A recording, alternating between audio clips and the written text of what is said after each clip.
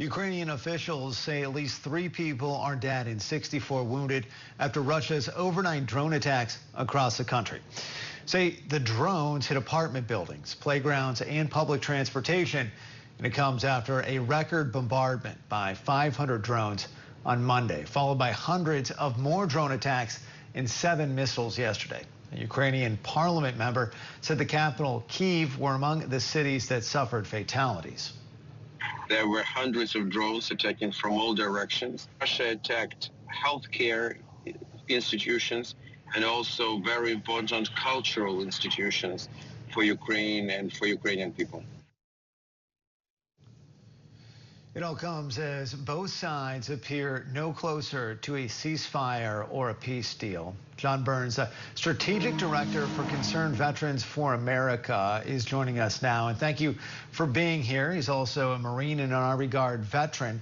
Thank you for your service. And we know there have been maybe a sliver of hope following some of the earlier peace talks between representatives from both Kyiv and Moscow, but it seems like things have gone a little bit sideways with these drone attacks and their response. Is their hope completely gone, or is there anything that you are seeing that the rest of us aren't? I hope hope's not completely gone. I was very optimistic about the hostage exchange that took place just before the exchange of fire with the drones. Very unfortunate. I don't think it's entirely unexpected that Russia took action and fairly aggressive action after the strike on Russian strategic assets last week. But I was hopeful with the hostage exchange that maybe we were moving forward, maybe we would see a ceasefire. But when you play tit for tat, one side's got to be generous, and sometimes the other side's going to take advantage of that. But I really hope that we can get a negotiated settlement sooner rather than later, because this war is just tearing up Eastern Europe, and it's unfortunate. And the only way it's going to end is a negotiation. You know, it doesn't seem like President Putin is really heeding any sort of calls from Donald Trump in terms of ratcheting down some of the violence. I'm thinking of that social media post where he said, "Vladimir, stop." You do have Republicans on Capitol Hill, some calling for increased sanctions. Where do you stand on that? Sanctions are not the greatest tool in the world. I think Donald Trump, the president, should bring every tool in his power in the diplomatic tool pouch to this problem. And if it requires sanctions, that's going to be his decision. I certainly understand why Republican senators are calling for it.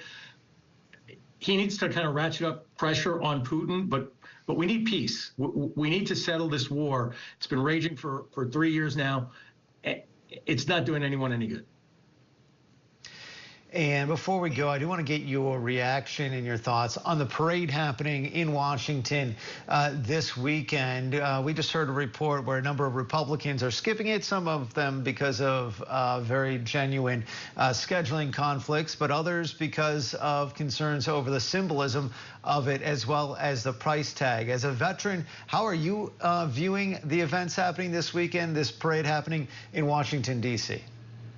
Well, the parade is one small, well, I won't say a small part, but the parade is one part of a week-long celebration of the U.S. Army's 250th birthday.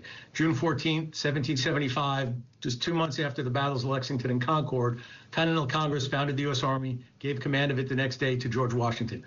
I'm proud to have served in that Army. We're looking at the 250th anniversary of the Declaration of Independence in just 13 months. And we're going to see a lot of celebration over the next 15, 16 months of, bicentennial and a half events, because this is an inflection point in the American history, these birthdays, these anniversaries. And the U.S. Army has just been such a force for good over its history that they deserve a celebration. They deserve thanks. They deserve to be honored for all their service. All right.